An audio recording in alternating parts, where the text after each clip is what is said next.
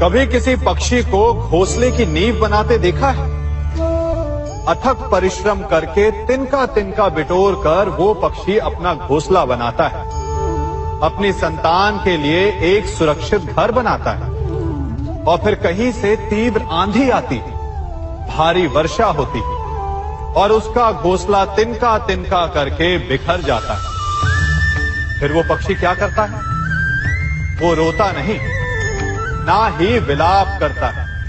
वो बिना विलंब करे फिर से अपना घोंसला बनाना प्रारंभ कर देता है और सफलता पाता है। फिर हम क्यों छोटी छोटी असफलता से भयभीत होकर परिश्रम करना छोड़ देते हैं? एक बात सदा स्मरण रखिएगा, हर वृक्ष कुल्हाड़ी की एक मार से नीचे नहीं गिरता, हर चट्टान घन के एक प्रहार से नहीं टूटती। सफलता पाने के लिए अनावरत परिश्रम करना ही मात्र एक मार्ग है। स्वीकारण, सत्य का स्वीकारण मनुष्य के लिए बहुत ही महत्वपूर्ण है। जब तक मनुष्य सत्य को स्वीकार नहीं करता, उसे असत्य से लड़ने की शक्ति प्राप्त नहीं होती। जब आप भोजन करते हैं तो क्या होता है? आपका पेट स्वीकारता है कि वो भर चुका है और आप भोजन करना बंद कर देते हैं। जब आपको निद्रा आती है तो क्या होता है? आपका मन स्वीकारता है कि आपका शरीर थक चुका है और उसे विश्राम की आवश्यकता है। उसी प्रकार जब आपको किसी व्यसन को रोकना हो तो आपको स्वीकारना पड़ता है कि बहुत हो चुका, चाहे वो लालच हो या मदिरापान। उस व्यसन का त्यागना तभी प्रारंभ होता है जब आप ये स्वीकार कर लेते हैं कि आप उस व्यसन के बंधक हैं। हम में से ऐसा कोई नहीं जिनकी परछाई उनसे दूर रहती। हमारी परछाई सदैव हमारे साथ रहती है। कदाचित हमारी परछाई हमारे कर्मों के फलों का संकेत है। कदाचित इसी कारण कई बार हमें अपनी परछाई से भय भी लगता है, परंतु इस भय से निवारण पाने का एक साधन अवश्य है। वो है सूर्य की ओर मुख करना या किसी प्रकाश के स्रोत की ओर मुख करना, क्योंकि तब हमें हमारी परछाई दिखाई नहीं देती। यदि इसे जीवन के संदर्भ में देखें तो ये प्रकाश का स्रोत शुभ कर्मों की चेतना है। यदि आपके मन में शुभ कर्म करने की इच्छा है तो आपको कभी भी अपने कर्मों के फल का भय नहीं होगा, क्योंकि यदि आपका मन शुद्ध होगा तो आपके कर्म शुद्ध होंगे और शुद्ध कर्मों का फल कभी अशुद्ध नहीं हो सकता। आज मैं आप सबको एक कथा सुनाता हूं। एक दिन प्रातः एक व्यापारी अपने घर से निकला। घर से निकलते ही एक बिल्ली ने उस व्यापारी का मार्ग काट दी। व्यापारी घबरा गया। वो फिर से घर लौट गया और शुभ घड़ी की प्रतीक्षा करने लगा। और जब वो पुनः अपने घर से निकला तब वो वाहन जा चुका था जिससे राजा तक पहुंचकर उसे भेंट देनी थी। राजा को भेंट नहीं मिली। राजा क्रोधित हो गए। राजा ने उस व्यापारी का व्यापार बंद करवा दिया। इस कारण व्यापारी क्रोधित होकर घर पर अपनी पत्नी से लड़ बैठा।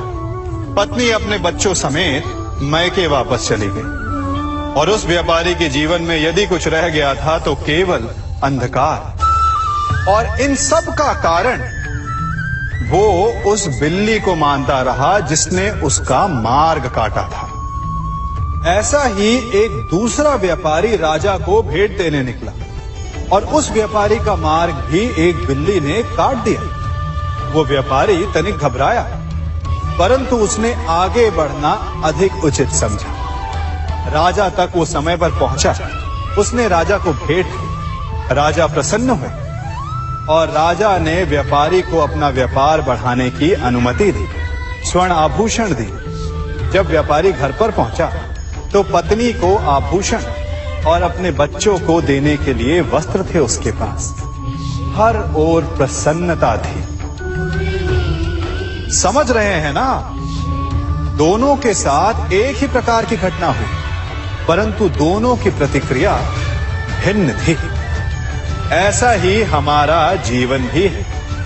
हमारे जीवन में प्रारब्ध का अपना स्थान है, परंतु उससे कई अधिक महत्वपूर्ण हमारी प्रतिक्रिया, हमारे सोच का प्रभाव है।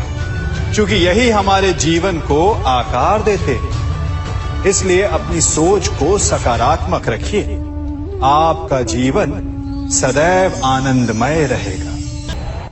आप इन दो पात्रों को देख रहे हैं। मेरे इस पात्र में जल है और ये पात्र मिष्ठान से भरा हुआ है। दोनों ही पात्र भरे हैं, परंतु देखिए, मिश्री को जल में मिला दिया, जल ने मिश्री को अपना लिया, मिश्री ने अपना अस्तित्व खो दिया। परंतु जल को अभिमान है कि उसका अस्तित्व अभी भी बना हुआ है।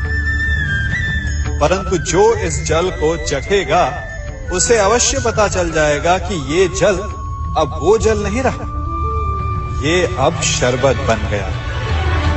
हमारा त्याग, हमारे बलिदान भी ऐसे ही होते हैं। जो इस बात को अनुभव करते हैं वो समझ सकते हैं कि कैसे हमने समय की धारा को बदल दिया। जो बलिदान देते हैं उनका अस्तित्व कभी नष्ट नहीं होता, अपितु उनका बलिदान संसार में कुछ ना कुछ परिवर्तन अवश्य लाता है। हम सभी कभी ना कभी, कहीं ना कहीं अपने जीवन में यात्रा अवश्य करते हैं। हमारी यात्रा में कभी पक्के रास्ते आते हैं तो कभी कच्चे रास्ते।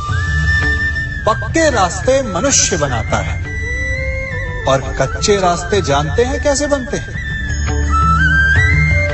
चलते चलते बन जाते हैं।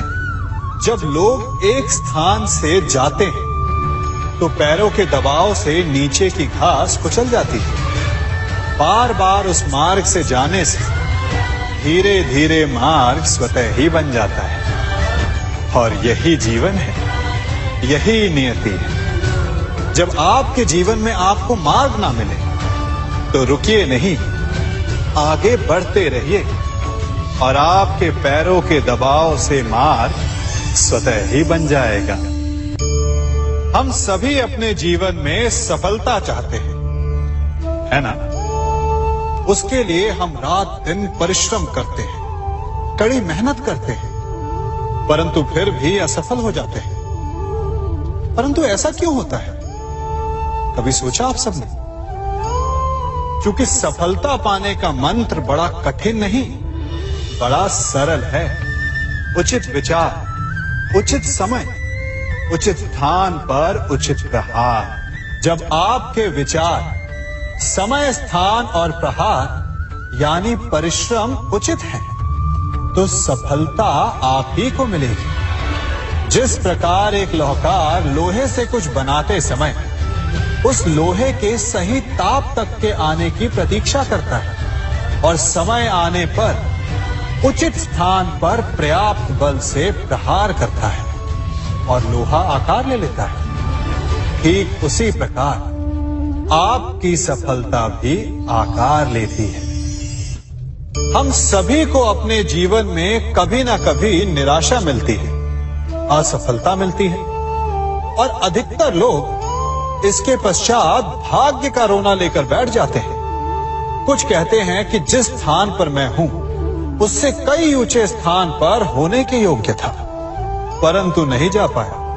किसी को पीड़ा है कि उसे जो मिलना चाहिए था वो उसे नहीं मिला, भाग्य ही बुरा था। भाग्य क्या होता है? भाग्य वन में खिला पुष्प देवताओं को चढ़ाया जाएगा, या किसी सुंदरी की वेणी में वो सजेगा, या फिर उसे कुचल कर उत्पात बना दिया जाएगा। ये सब एक पुष्प के नियंत्रण में नहीं होता, परंतु जब तक उस पुष्प का अस्तित्व है, सुगंध बिखेरना उसके वश में अवश्य है। परंतु भाग्य हमारे वश में नहीं, और जो हमारे वश में नहीं उसके लिए दुखी होने से क्या होगा। कर्म पर वश है, वो कीजिए और धीरे धीरे भाग्य आपके वश में आ जाएगा, क्योंकि कर्म ही प्रधान है।